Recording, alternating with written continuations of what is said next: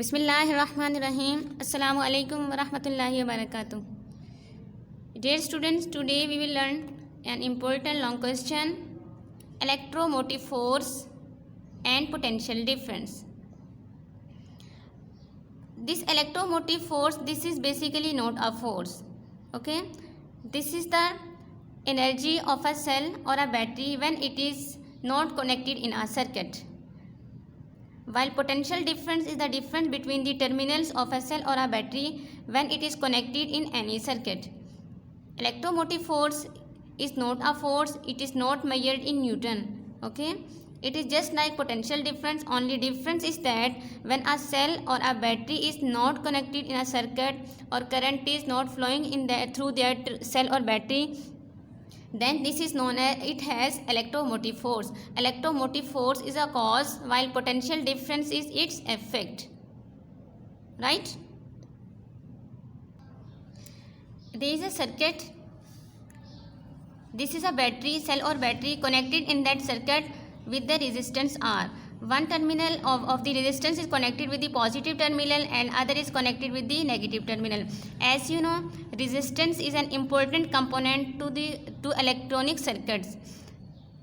Okay, now listen me the concept of flow of charge attentively. As we know, charges flow from higher potential to lower potential, positive terminal to negative terminal. That at this big line show positive terminal and this small line show negative terminal. When charges move through this circuit, they leave this high potential and enters to the lower potential.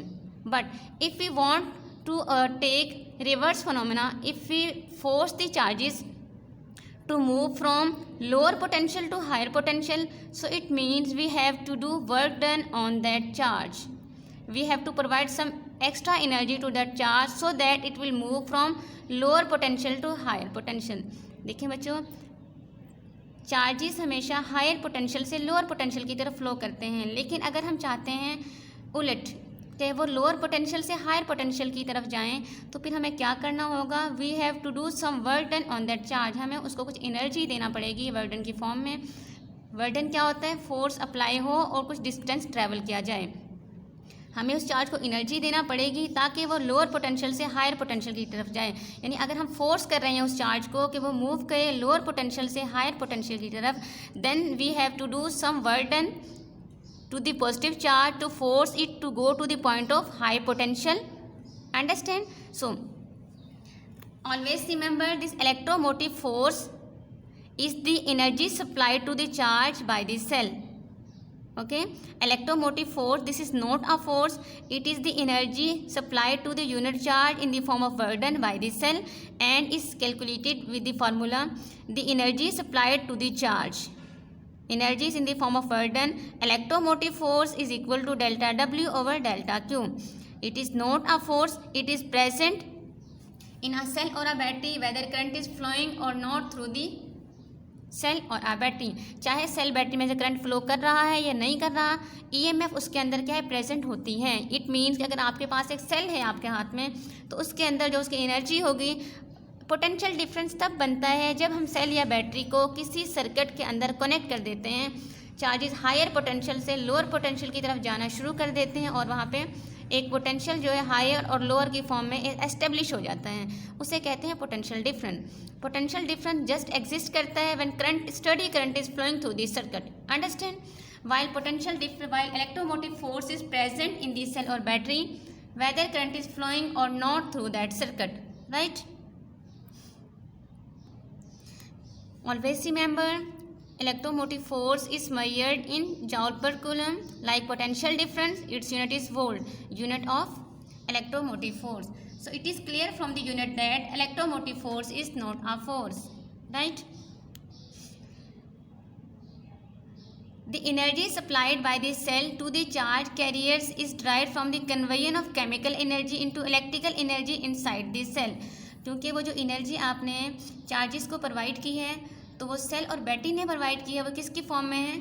आपको पता है cell और जो battery है उसके उनके अंदर electrolysis का प्रोसेस पाया जाता है, इलेक्ट्रोलाइटिक सोल्यूशन प्रेजेंट होता है, तो वो केमिकल एनर्जी को इलेक्ट्रिकल एनर्जी जो है वो पाई जाती है। ये कन्वर्जन है, conversion of chemical energy into electrical energy inside the cell. This is also important short question.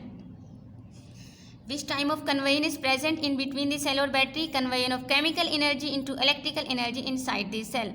Right? अब बच्चों हम बात करते हैं रेजिस्टेंस की।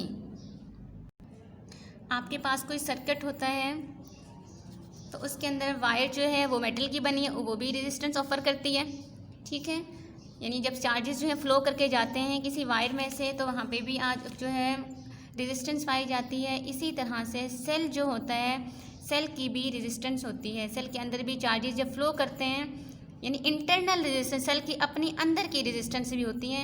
यानी सर्किट के अदर कंपोनेंट्स की तरह सेल जो होता है वो भी उसके अंदर भी रेजिस्टेंस पाई जाती है, जिसे हम कहते हैं internal resistance of the cell, that is known as. So you have internal resistance of the cell.